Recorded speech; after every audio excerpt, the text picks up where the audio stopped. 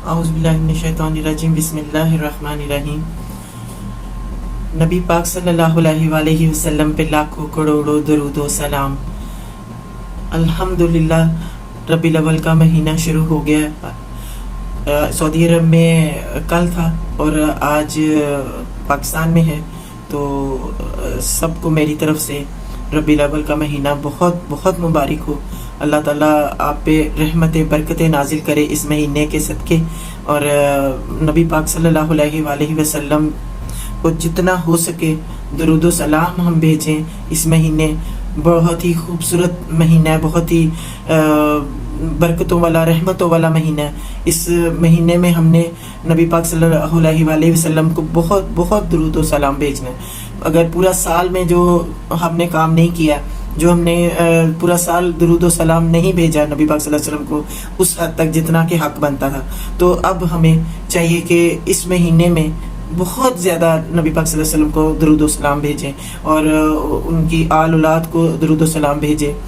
अल्लाहुम्मा सल्लि अला मुहम्मद व अला आलि मुहम्मद कमा सल्लैता अला इब्राहीम व अला आलि इब्राहीम इन्नका हमीदुम मजीद। अल्लाहुम्मा बारिक अला मुहम्मद व अला आलि मुहम्मद कमा बारिकता अला इब्राहीम व अला आलि इब्राहीम इन्नका हमीदुम मजीद। किसी आँख ने तुझसे ज़्यादा खूबसूरत शख्स नहीं देखा, तुझसे ज़्यादा साहिबे जमाल कभी किसी औरत ने जना नहीं। तू हर ऐब से इस तरह पाक और साफ है जैसे तू अपनी मर्जी और पसंद से पैदा हुआ हो। सुभान अल्लाह। नबी पाक सल्लल्लाहु अलैहि वसल्लम की शान ही निराली है। उनकी जितनी तारीफ की जाए कम है। अल्लाह ताला ने कुरान पाक उनके पर उतारा, उनको आखिरी नबी बनाकर भेजा हमारे लिए और तमाम जहानों के लिए रहमत वाला बना के भेजा। अल्लाह ताला हमें तौफीक दे नबी पाक सल्लल्लाहु अलैहि वसल्लम की कदर करने की और उन पे दरूद व सलाम भेजने की और बस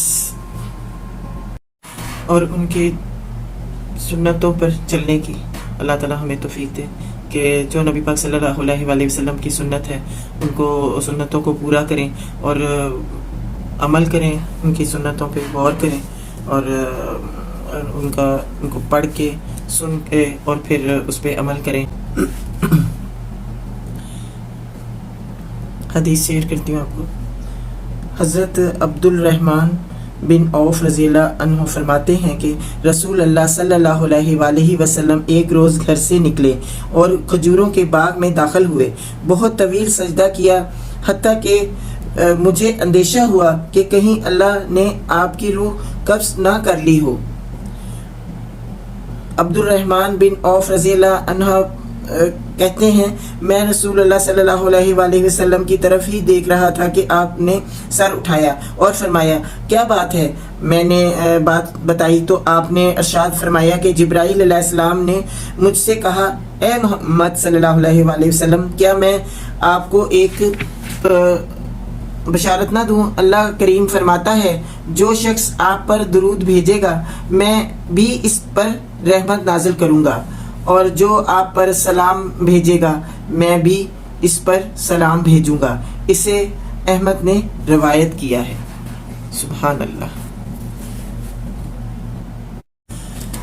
10 मरतबा सुबह और 10 मरतबा शाम को दरूद पढ़ना आप सल्लल्लाहु अलैहि वसल्लम की शफात हासिल करने का बाइस है। बेशक बस हमें अल्लाह ताला तौफीक दे। ये तो मतलब 10 ही दरूद पाक पढ़ने से सुबह शाम के बताया कि शफात नसीब होगी। तो आप सोचें कि हम जब सुबह शाम हज़ारों दफ़ा मतलब बहुत बहुत ज़्यादा दरूद व सलाम भेजें, यानी कि हर काम जो कर रहे हैं हम, जैसे खाना बना रहे हैं, जैसे कोई भी काम घर का कर रहे हैं, तो साथ ज़बान पर दरूद व सलाम हम रखें तो अल्लाह की रहमतें बरकतें नाजिल होती हैं। क्योंकि अल्लाह ताला ने इसमें कह दिया ना कि मैं वो जो नबी पाक सल्लल्लाहु अलैहि वसल्लम को सलाम भेजेगा तो उसको सलाम भेजेंगे और जो दरूद भेजेगा उस पर रहमतें नाजिल करेंगे।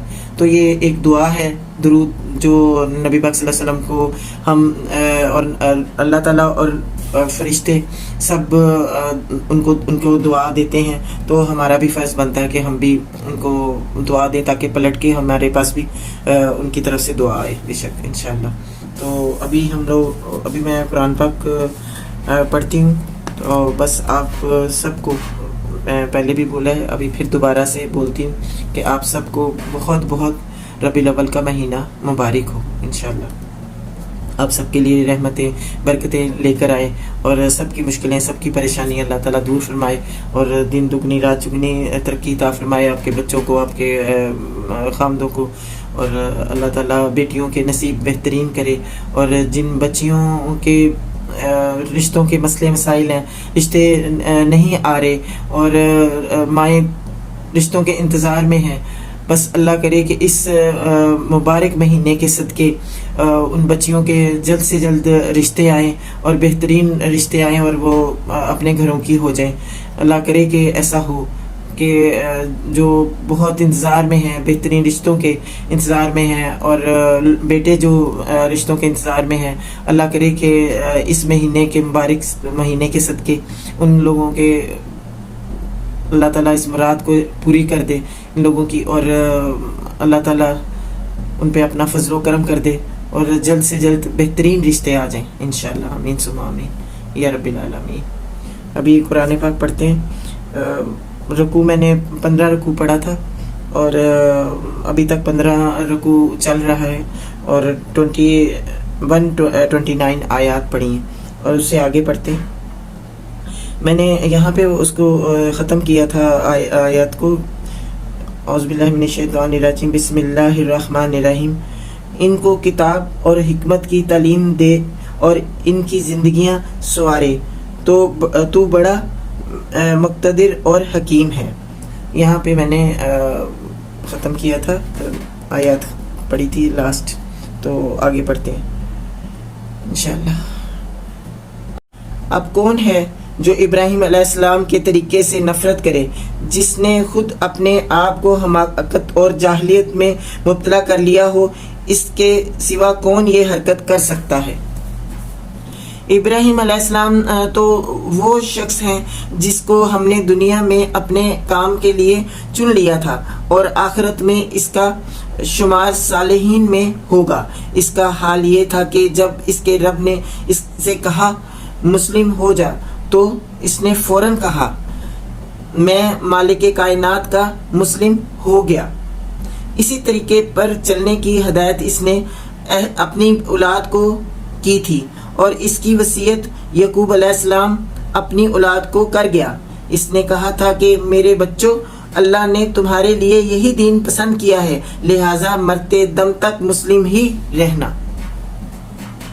پھر کیا تم اس وقت موجود تھے جب یعقوب علیہ السلام اس دنیا سے رخصت ہو رہا تھا؟ اس نے مرتے وقت اپنے بیٹوں سے پوچھا بچوں، میرے بعد تم کس کی بندگی کرو گے؟ ان سب نے جواب دیا ہم اسی ایک خدا کی بندگی کریں گے جسے آپ نے اور آپ کے بزرگوں ابراہیم علیہ السلام، اسماعیل علیہ السلام اور انہیں خدا مانا ہے، اور ہم اسی کے مسلم ہیں۔ وہ کچھ لوگ تھے جو گزر گئے، جو کچھ انہوں نے کمایا وہ ان کے لیے ہے، اور جو کچھ تم کماؤ گے وہ تمہارے لیے۔ تم سے یہ نہ پوچھا جائے گا کہ وہ کیا کرتے تھے۔ یہودی کہتے ہیں یہود ہو تو راہ راست پاؤ گے، عیسائی کہتے ہیں عیسائی ہو تو ہدایت ملے گی۔ ان سے کہو نہیں، بلکہ سب کو چھوڑ کر ابراہیم علیہ السلام کا طریقہ، اور ابراہیم علیہ السلام مشرکوں میں سے نہ تھا۔ مسلمانوں کہو کہ ہم ایمان لائے اللہ پر اور اس ہدایت پر جو ہماری طرف نازل ہوئی ہے، اور جو ابراہیم علیہ السلام، اسماعیل علیہ السلام، اسحاق علیہ السلام، یعقوب علیہ السلام اور اولاد یعقوب علیہ السلام کی طرف نازل ہوئی تھی، اور جو موسیٰ علیہ السلام اور عیسیٰ علیہ السلام اور دوسرے تمام پیغمبروں کو ان کے رب کی طرف سے دی گئی تھی۔ ہم ان کے درمیان کوئی تفریق نہیں کرتے اور ہم اللہ کے مسلم ہیں. پھر اگر وہ اسی طرح ایمان لائے جس طرح تم لائے ہو تو ہدایت پر ہے، اور اگر اس سے منہ پھیرے تو کھلی بات ہے کہ وہ ہٹ دھرمی میں پڑ گئے ہیں. لہذا اطمینان رکھو کہ ان کے مقابلے میں اللہ تمہاری حمایت کے لیے کافی ہے. وہ سب کچھ سنتا اور جانتا ہے. کہو اللہ کا رنگ اختیار کرو، اس کے رنگ سے اچھا اور کس کا رنگ ہوگا، اور ہم اسی کی بندگی کرنے والے لوگ ہیں. اے نبی صلی اللہ علیہ وآلہ وسلم، ان سے کہو کیا تم اللہ کے بارے میں ہم سے جھگڑتے ہو؟ حالانکہ وہی ہمارا رب بھی ہے اور تمہارا رب بھی ہے. ہمارے اعمال ہمارے لیے ہیں، تمہارے اعمال تمہارے لیے ہیں، اور ہم اللہ ہی کے لیے اپنی بندگی کو خالص کر چکے ہیں. یا پھر کیا تمہارا کہنا یہ ہے کہ ابراہیم علیہ السلام، اسماعیل علیہ السلام، اسحاق علیہ السلام، یعقوب علیہ السلام اور اولاد یعقوب علیہ السلام سب یہودی تھے یا نصرانی تھے؟ کہو تم زیادہ جانتے ہو یا اللہ؟ اس شخص سے بڑا ظالم اور کون ہوگا جس کے ذمہ اللہ کی طرف سے ایک گواہی ہو اور وہ اسے چھپائے. تمہاری حرکات سے اللہ غافل تو نہیں ہے. وہ کچھ لوگ تھے جو گزر چکے، ان کی کمائی ان کے لیے تھی اور تمہاری کمائی تمہارے لیے. تم سے ان کے اعمال کے متعلق سوال نہیں ہوگا.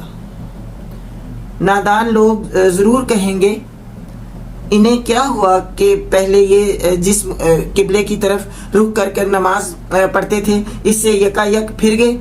اے نبی صلی اللہ علیہ وآلہ وسلم، ان سے کہو مشرق اور مغرب سب اللہ کے ہیں.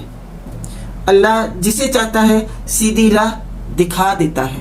طویل قبلہ کا یہ حکم ان کے رب ہی کی طرف سے ہے اور برحق ہے، مگر اس کے باوجود جو کچھ یہ کر رہے ہیں اللہ اس سے غافل نہیں ہے. تم ان اہل کتاب کے پاس خواہ کوئی نشانی لے آؤ، ممکن نہیں کہ یہ تمہارے قبلے کی پیروی کرنے لگیں، اور نہ تمہارے لیے یہ ممکن ہے کہ ان کے قبلے کی پیروی کرو، اور ان میں سے کوئی گروہ بھی دوسرے کے قبلے کی پیروی کے لیے تیار نہیں ہے.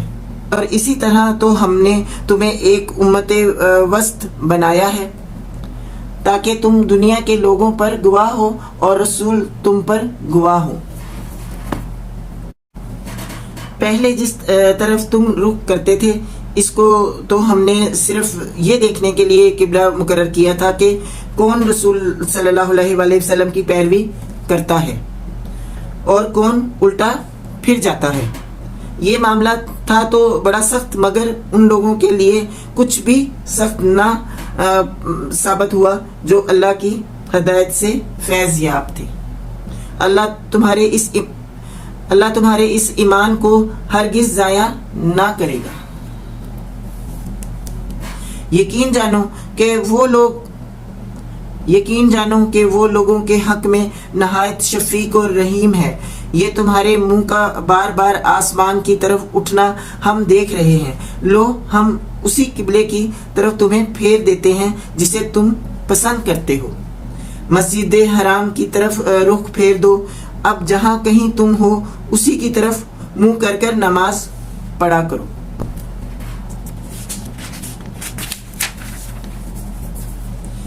یہ لوگ جنہیں کتاب دی گئی تھی خوب جانتے ہیں کہ اگر تم نے اس علم کے بعد جو تمہارے پاس آ چکا ہے ان کی خواہشات کی پیروی کی تو یقیناً تمہارا شمار ظالموں میں ہوگا.